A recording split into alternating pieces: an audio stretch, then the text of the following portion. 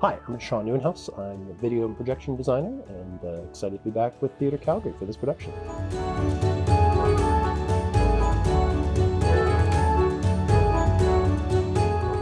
The inspiration for the design for this show is classical Chinese and then other Asian. I think we've all, as a team, discussed not grounding this in one particular culture, but sort of writ large. So landscape paintings, traditional, a lot of watercolor, and I think what I'm going for is trying to keep that organic feel of the hand brush strokes and painted elements within the layers that we're adding to it and try and extend the world in a fantastical sense and keep it, again, the fantasy and the magic. That's a big part of, I think, what video and projector work can try and help in the storytelling is just add that other element over above all the other pieces that are being constructed on stage. I'm guided by the work that my design colleagues have come up with. Jessica's costume design, I think, weave in a lot of traditional elements, and Beata's the physical scenic element of that, of the set, and the locations, and trying to honor that and support that. Again, a hand-painted artwork feeling to it, to give it an organic sense as opposed to a concrete graphic feel.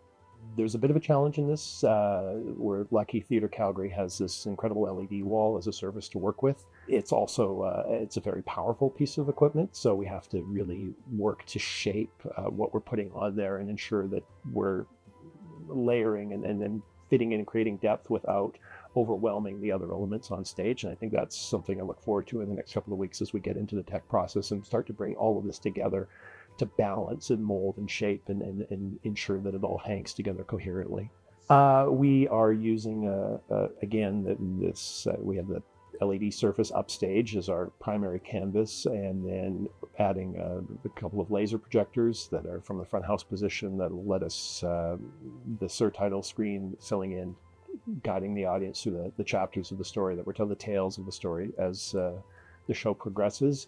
And then using the projection to just create additional textures. I think we can add, again, the idea of creating magic, and it's a tool set that lets us achieve things that lighting instruments may not be able to, but the combination of working with Sophie's design to create these spaces and these environments and add that magic is the goal. We also are, in the storytelling, Darren Lee, our director, was really keen on incorporating an Asian's influenced shadow puppetry. So there are a couple of sequences where we have worked with Dean, our puppeteer, to create shadow puppets and help tell some of the story, elements of the story.